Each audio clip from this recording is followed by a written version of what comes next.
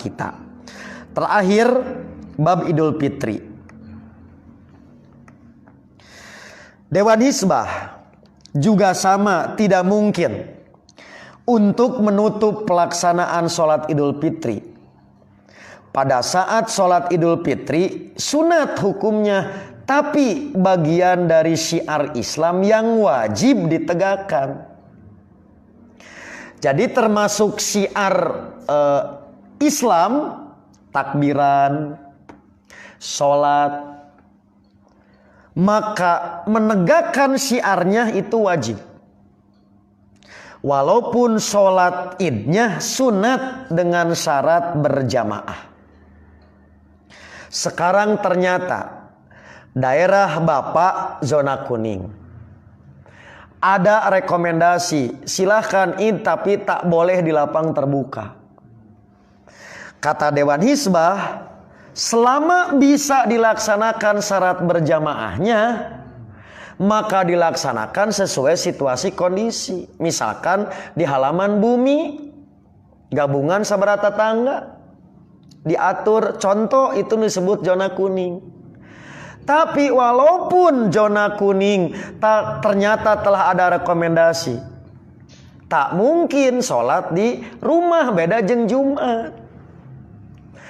Ari Jumat mah tempat bukan ketentuan, ari id mah syiarna teh di lapang. Sekarang di lapang yang terbuka luas tidak bisa, lapang yang terbuka sempit sudah tidak bisa, tidak ada di rumah. Nah itu bedanya dengan fatwa yang lain. Kalau fatwa yang lain itu kalau tidak bisa di lapang, di rumah, makanya sholat id imah. Nah di situ bedanya. Maka Dewan Hizbah berarti untuk tahun ini di titik tertentu misalkan tidak dilaksanakan. Ini sesuai dengan kaidah bahwa al-mandubu la yajibu itmamuhu wala qada'uhu. Ada satu bahaya yang harus dicegah, yaitu menimbulkan bahaya jiwa dan raga ketika kuat dugaan sementara amalan sesuatu adalah sunat, maka meninggalkan amalan yang sunat karena wajib menjaga dari madorot, muqaddamun lebih didahulukan. Maka itulah diantara pertimbangan dalam pelaksanaan sholat Idul Fitri. Tinggal nanti koordinasi.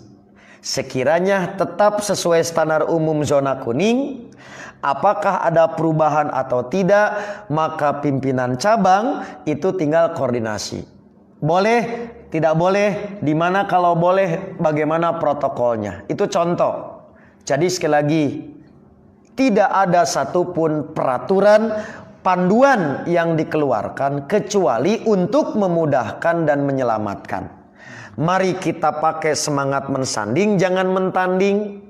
Sekiranya ada hal-hal yang kurang jelas atau kurang dimengerti dalam konteks pandemi, jangan menafsirkan sendiri.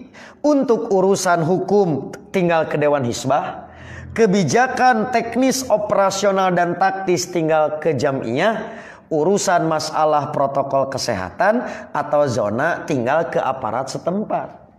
Maka semua ini mari kita kelola. Mudah-mudahan kita masuk di bulan Ramadan sesuai dengan janji Allah dan fakta sejarah. Ramadan maka dihadapkan pada situasi sulit. Dalam masa 7-8 kali Nabi melaksanakan Ramadan. Tetapi di saat sulit itulah maka intisor pertolongan Allah justru turun di bulan Ramadan yang tidak didapatkan di bulan lain di luar Ramadan. Maka bagi Allah itu mudah. Mudah-mudahan dengan panduan Dewan Hizbah ini kita semakin optimis menghadapi bulan Ramadan. Bulan Ramadan harus kita sambut dengan keceriaan, kita sambut dengan kegembiraan karena beragam fadilah, beragam keutamaan dan janji Allah dan Rasul di balik Ramadan ini, maka akan kita raih dengan kemampuan sesuai dengan panduan yang telah digariskan oleh para ulama dan pimpinan kita di Jamiah Persatuan Islam. Itulah beberapa contoh